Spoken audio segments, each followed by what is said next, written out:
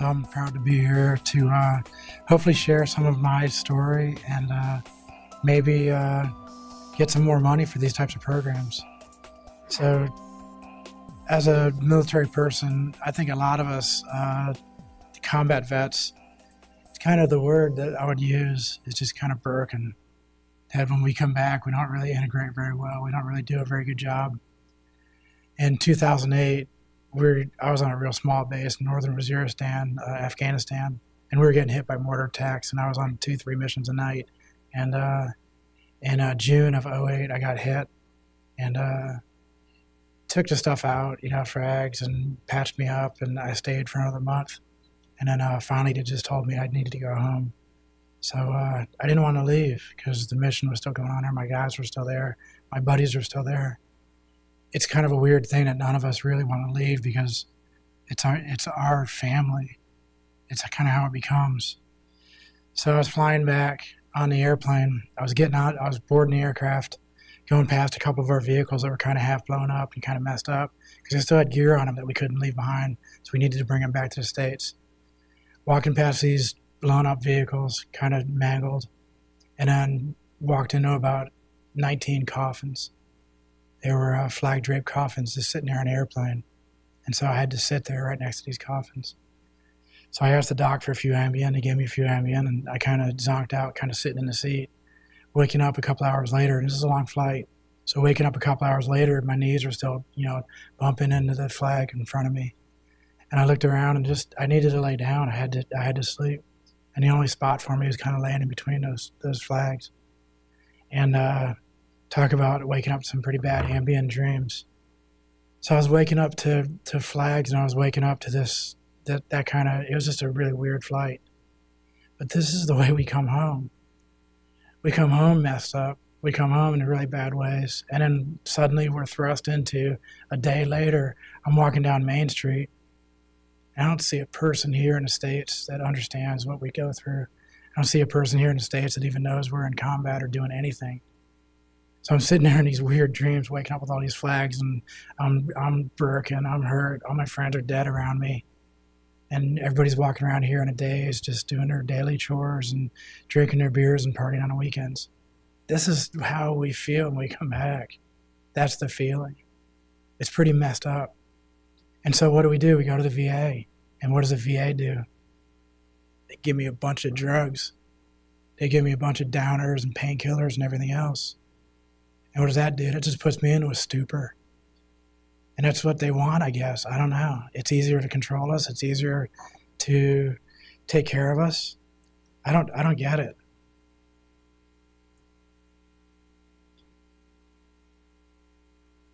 The art for me kind of started opening up some different areas. And this is one of the paintings I did. And the SEAL team Trident, that's the ego with the trident and everything else on there. And it's the same themes that we just heard earlier. It's just kind of that fragment. It's broken. And this was me by myself in my own garage just doing my own thing. So this is not working with a bunch of other people. I never saw anything like this before. This is just how I felt.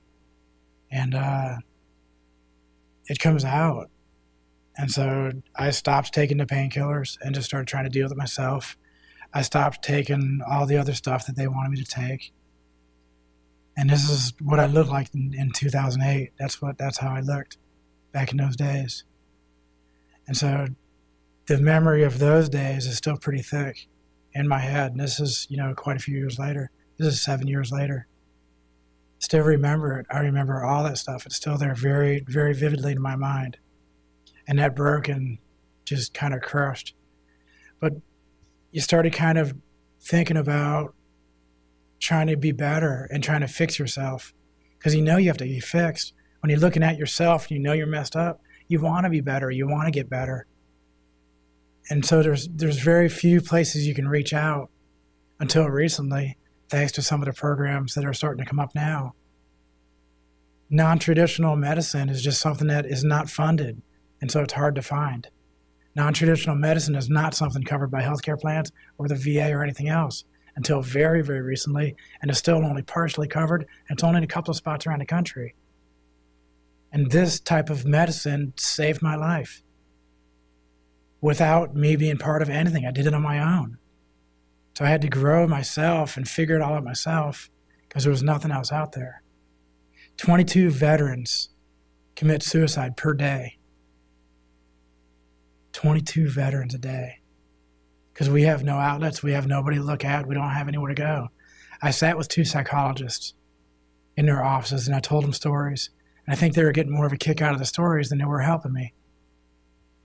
They weren't helping me. I thought they were being more destructive to my therapy than anything. And I still can't stand even seeing those 2 psychologists. If I saw them right now, I'd rather punch them in the face than speak to them. And that's my honest truth. They did not help me. I think they hurt me worse than anything. This is what helped me right here. This right here is just me just kind of going wild. Sometimes it gets kind of crazy. You just start throwing paint on a paper and just see what happens. And this was more of a brush cleaning incident than anything. And then when I started looking at it, I was going, wow, it looks just like a swan or a phoenix or something's going on. I was saying, and so I kind of created something. Sometimes out of chaos, really cool stuff happens. And sometimes we need that chaos. I know I need the chaos sometimes. This one, again, was just one of those happy mistakes where I would take all the paint and I would start painting a scene and just doing a background, and I was getting ready to put something on it. But then I was trying to change the texture of the scene. So I took a whole bunch of cellophane and started crushing the cellophane up and putting it on there. And I would pull it off, and this is what happened. And then I started looking down into the painting, and I saw horses, and there were soldiers, and there were spears and swords. And it's a little harder to see it. So you can see a small shield there. So some of it I kind of highlighted with some pen because it wasn't really showing up enough. So I made a little bit of it more stand out a little bit further.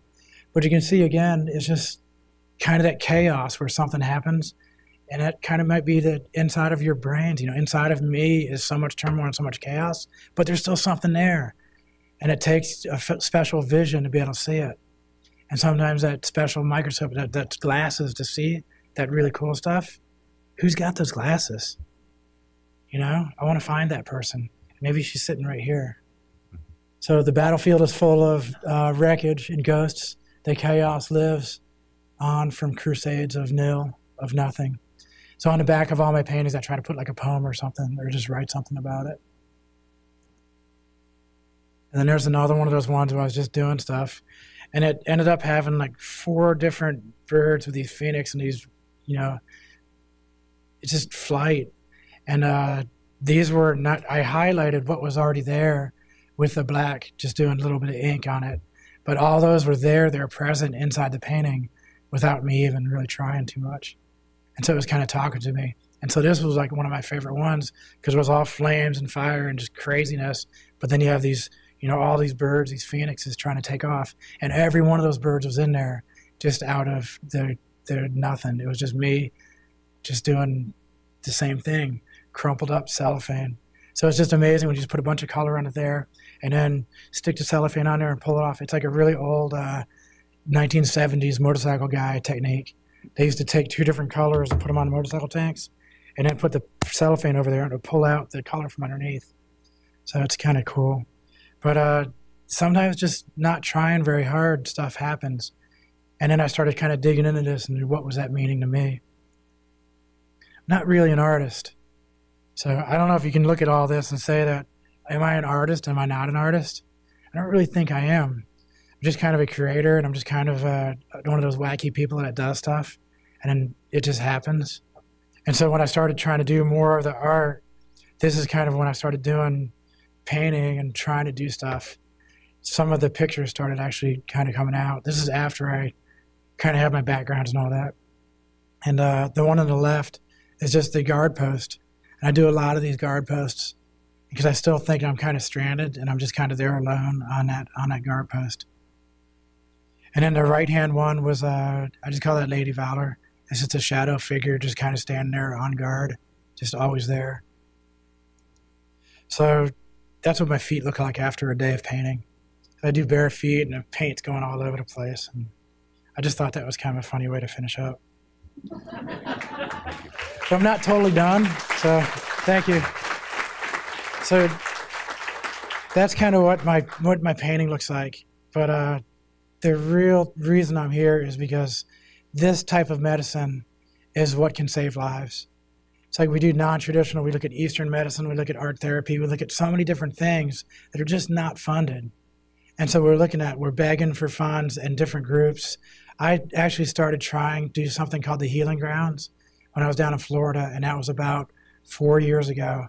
And I had a couple of homeless guys living in there, and I had some other folks coming in, and I thought I was really starting to help out.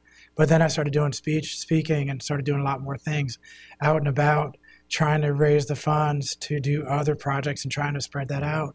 And I found that me being out here and just telling my story and being with people was more effective to get more of these bigger organizations funded rather than me doing it myself. But the Healing Grounds was the same thing. And it was landscaping and gardening. And then there's pottery, and there's building koi ponds, and there's so many things. But if you look at all of these things that are going on that I'm speaking about, all of these helped me. Every one of them, I'm using my hands, putting something together, I'm sweating, I'm taking out of my soul, and I'm just putting it out there, and I'm making something physical. So it's not me on a couch talking. It's not someone on the theoretical doctor talking about this stuff. It's me, because I heal myself. Heal thyself is what we have to really look at, is me putting on paper and me doing something made me better. And then me also trying to help out other veterans and trying to see people and trying to pass it on as a teacher, again, doing something with my hands and helping somebody else is what was effective. And I think you find that all the veterans, I can't say all the veterans, that'd be bad, but I could tell you what, so many veterans and so many of us that have gone through this have gone through such a physical and wacky thing that nobody should ever experience. War is the most evil and terrible thing that no one should ever experience it. And me going to politics is try to fight war. I don't want to ever have any kid go to war, ever, because I've experienced it. It should not ever happen. So I'm doing everything I can in every way, but I'm doing something with my hands. I'm creating. That's what we need. We don't want doctors on couches. It doesn't work for us. This right here is what works. And it saved my life. And I want you to remember that 22 veterans per day are committing suicide. And how do we stop that? Doing everything I can to help stop that. And everyone in this room can also do that by working with groups like this and by going out there and venturing out and finding something to help, finding something out there. Working with our hands will save our lives. And this has saved my life. Thank you.